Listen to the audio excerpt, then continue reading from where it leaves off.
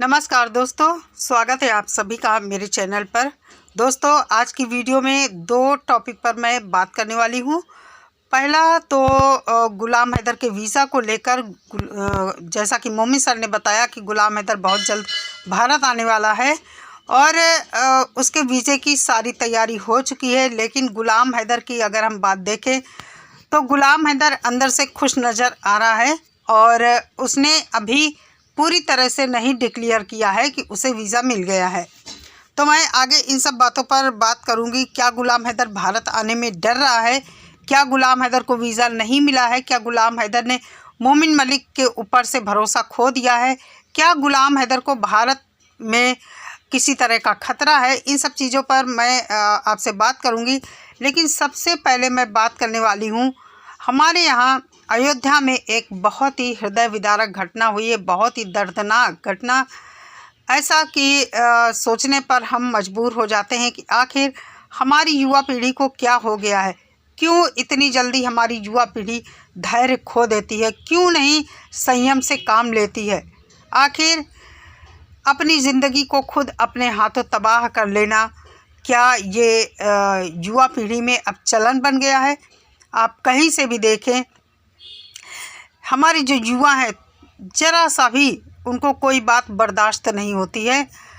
संयम खो देते हैं, आपा खो देते हैं अपना, और उसी सोच के चलते अपनी ज़िंदगी तबाह करते हैं। घटना है अयोध्या की। एक कपल है जिसकी अभी अभी नई शादी हुई थी 7 मार्च को, और वो दोनों बहुत ही खुश थे। उनकी शादी माँ बाप के द्वारा तय की गई थी और शादी हो जाती है, बहुत धूमधाम से होती है। अपनी दुल्हन को लड़का विदा करा कर लेकर आता है अपने घर। खुशनुमा माहौल में सब कुछ होता है। दुल्हन के घर आने से घर में एक चहल पहल हो जाती है। लेकिन कहते हैं कि दूसरे ही दिन जैसे ही दुल्हन को उसके कमरे में पति पत्नी को भेजा जाता है, उसके बाद जब सुबह होती है तो काफ़ी आवाज़ें देने के बाद, काफ़ी कुछ शोर मचाने के बाद उस कमरे का दरवाज़ा नहीं खुलता है। उसी दिन रिसेप्शन होना था। रिसेप्शन की तैयारी में एक भाई लगा हुआ था, वही सबसे पहले गया था उसको जगाने कि जल्दी से बाहर आओ और आज तैयारी करना है, सारी तैयारी कंप्लीट करना है, टाइम बहुत लगेगा, जल्दी उठो। ऐसा कहने के बावजूद भी उस कमरे का दरवाज़ा नहीं जब खुला तो भाई ने सोचा कि हम तब तक दूसरा काम करते हैं और अभी उठेगा तो फिर बाद में देखा जाएगा। वो भाई चला जाता है सब्जी मंडी सब्जी लेने। लेकिन यहाँ पर औरतों ने जब काफ़ी आवाज़ें दी, उसको जगाने की कोशिश की, दरवाज़ा खुलाने की कोशिश की, फिर भी दरवाज़ा नहीं खुलता है। तो उसी परिवार की एक छोटी लड़की दूसरी खिड़की से झांक कर देखती है जाकर, तो वहाँ का नज़ारा देखकर वो लड़की चिल्लाने लगती है। उसने घर की महिलाओं से बताया जो कुछ उन लोगों ने देखा बड़ा ही खौफनाक और दिल दहलाने वाला था। दूल्हा दुल्हन दोनों मृत पाए जाते हैं। अब सवाल उठता है कि दूल्हा दुल्हन को किसने मारा। खैर, ये सब जांच का विषय है, वो भी क्लियर हो गया है आखिर मौत कैसे हुई दोनों की। तो आइए हम बताते हैं। पोस्टमार्टम रिपोर्ट होने के बाद ये क्लियर हो गया कि दुल्हन की गला दबाने से मौत हुई थी और लड़के ने खुद को फांसी लगा ली थी। ऐसा आखिर हुआ तो क्यों हुआ? जब बहुत ही अच्छे तरीके से दोनों बात करते थे और खुशनुमा माहौल में शादी हुई, कहीं कोई दिक्कत नहीं हुई, तो फिर आखिर ऐसा क्यों हुआ? बताया जा रहा है कि जब जांच पड़ताल पुलिस ने की तो दूल्हे के फ़ोन से एक मैसेज बरामद होता है। दुल्हन का फ़ोन दुल्हन के पास नहीं था, वो अपने मायके में छोड़कर आई थी। लेकिन दूल्हे के फ़ोन में एक मैसेज पड़ा हुआ था व्हाट्सएप पर, जो स्वयं दूल्हे ने अपने हाथ से अपने दूसरे नंबर से किया था। ये मैसेज ऐसा था जिसमें कुछ ऐसा लिखा था कि उससे दुल्हन के पास्ट के बारे में कुछ बात थी। तो दूल्हे ने रात में जब वो कमरे में आया तो अपनी दुल्हन से पूछा कि ये क्या है। उसने अपनी दुल्हन से मतलब पूछताछ की कि आखिर ये क्या है। ये कैसा शक था दूल्हे के मन में कि उसने खुद ही अपने हाथ से मैसेज किया अपने फ़ोन पर। देखिए, ये शातिर चालें हैं, इनसे ही ज़िंदगी तबाह होती है। अगर इंसान थोड़ा सा रुक जाए, सोच समझ से काम ले तो फिर ज़िंदगी तबाह होने से बच जाती है। जब उसने अपनी दुल्हन से पूछा इस मैसेज के बारे में कि ये क्या कह रहा है मैसेज, तो दुल्हन ने पूरी ईमानदारी से जो भी उसका पास्ट था उसने बता दिया कि हाँ, वो एक लड़के से प्यार करती थी, लेकिन अब उसका किसी से संबंध नहीं था और अब मेरी आपसे शादी हो गई है, मैं आपकी ही पत्नी हूँ। जो भी हुआ वो मेरा पास्ट था, अब ऐसा कुछ नहीं होगा। लेकिन दूल्हे को ये सुनकर इतना गुस्सा आया कि उसने वहीं पर दुल्हन की गला दबाकर हत्या कर दी। कहते हैं ये बातचीत दूल्हा दुल्हन की लगभग 3-3.5 घंटे तक चली होगी, ऐसा कयास लगाया जा रहा है, क्योंकि दूल्हे की मौत भोर में सुबह 4 बजे के आसपास बताई गई है। अब यहाँ पर सवाल उठता है कि क्या हमारी युवा पीढ़ी इतनी ज़्यादा कमज़ोर मानसिकता की है, उसकी सोचने समझने की शक्ति ख़त्म हो गई है? आज के ज़माने में कौन ऐसा दूध का धुला हुआ है जिसका कुछ भी पास्ट नहीं होता है? आजकल अगर हम सोचें और देखें, छोटे छोटे बच्चे भी इस तरह की चीज़ों में इन्वॉल्व पाए जाते हैं। जब से सोशल मीडिया आया है तब से तो स्थिति और भी खराब हो गई है। अगर यहाँ पर दूल्हा कुछ अपनी पत्नी के बारे में पास्ट में जानना चाहता था, तो जब वो 6 महीने से बातचीत कर रहा था, उसको उसी समय ये सब शुरुआत में ही चीज़ें क्लियर करनी थी, और जब उसको ये चीज़ें नहीं पसंद थी तो वहीं से ये रिश्ता ख़त्म कर देना चाहिए था।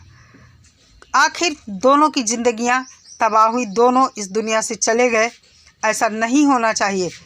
सूझ समझदारी से काम लेना चाहिए, जो कि आज की युवा पीढ़ी में बिल्कुल भी नहीं है। हर चीज़ की हड़बड़ाहट, जल्दबाजी रहती है, तुरंत हर चीज़ को पाना चाहते हैं, दूसरे की गलती को स्वीकार नहीं करना चाहते, खुद को सुपर साबित करना चाहते हैं, और यही वो सोच है जो कि हर ज़िंदगी को तबाह कर रहा है आज। अगला मैं आप लोगों से अगले टॉपिक पर बात करूंगी। गुलाम हैदर को भारत आने में क्या कोई डर सता रहा है? तो मुझे लगता है हो सकता है गुलाम हैदर जिस तरह चीज़ों को छुपा रहा है, भारत आने से डर रहा होगा, क्योंकि जिस तरह हम देखते हैं गुलाम हैदर के कमेंट बॉक्स में उसको डराया जाता है, धमकाया जाता है भारतीयों के द्वारा, भगोड़ी के जो चंद चाटुकार हैं उनके द्वारा। तो कहीं ना कहीं गुलाम हैदर को डर सता रहा है, लेकिन गुलाम हैदर को बिल्कुल भी नहीं डरना चाहिए।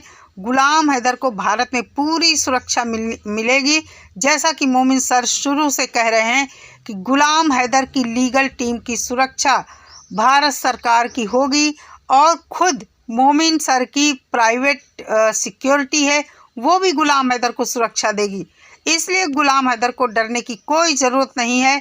जैसा कि मोमिन सर बता रहे हैं, गुलाम हैदर जैसे ही आएगा वैसे ही केस जल्दी वो तारीखें लेंगे और केस को अंजाम तक पहुंचाने की कोशिश करेंगे। बहुत कुछ हो चुका है केस में, लेकिन भगोड़ी के जो दलाल हैं, चाटुकार हैं, जो नहीं चाहते सीमा हैदर यहाँ से जाए, गुलाम हैदर के बच्चे यहाँ से जाएं, वो गुलाम हैदर की रोकने की पुरजोर कोशिश में लगे हैं। आप लोग देख रहे हैं सीमा हैदर पुराने वीडियो डाल रही है, कैमरे के पीछे बहुत कुछ चल रहा है। जैसा कि ये बता रही थी अपने वीडियो में कि कीर्तन के बीच से उठकर इसको हॉस्पिटल जाना पड़ा था। आप लोग समझ रहे हैं, ये इसके बच्चे का प्रबंध हो चुका है, और ये सिर्फ और सिर्फ टाइम खींच रही है कि कब इसको डिक्लेयर करना है कि इसकी डिलीवरी हो चुकी है। क्योंकि अभी होली जैसा त्यौहार है, इसको होली में भी बहुत सारे व्यूज़ लेने हैं। आखिर क्या भगोड़ी ये कोई घोड़ी वोड़ी है क्या जो 12 महीने में बच्चा पैदा होगा? कब से इसका 9वां महीना लग गया था और अभी तक इसका बच्चा पैदा ही नहीं हुआ, पैदा भी नहीं होगा। क्योंकि जब बच्चा किसी दूसरे का आने वाला है तो भगोड़ी तो अपने मन मुताबिक अपनी प्रेगनेंसी की डिलीवरी की डेट घोषित करेगी। सीमा हैदर, अगर तू डाल है तो भारत की जनता पात है, तेरी हर एक निगाह पर सबकी निगाहें हैं, और गुलाम हैदर भारत आकर रहेगा, उसे कोई नहीं रोक सकता है, भले ही कितनी देर लगे।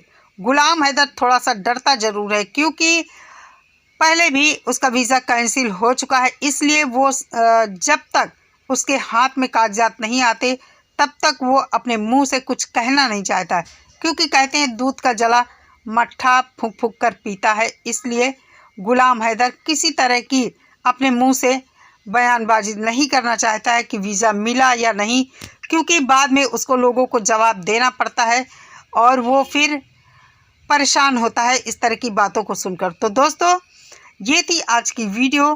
कैसी लगी कमेंट करके मुझे ज़रूर बताइए।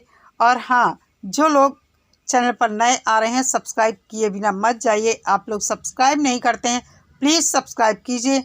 सब्सक्राइब करने से और लाइक करने से आपका कुछ नहीं जाता है। हाँ, ये है सब्सक्राइब करने से आपको मेरे वीडियो की नोटिफिकेशन फटाफट मिल जाएगी जैसे ही मैं वीडियो अपलोड करती हूँ।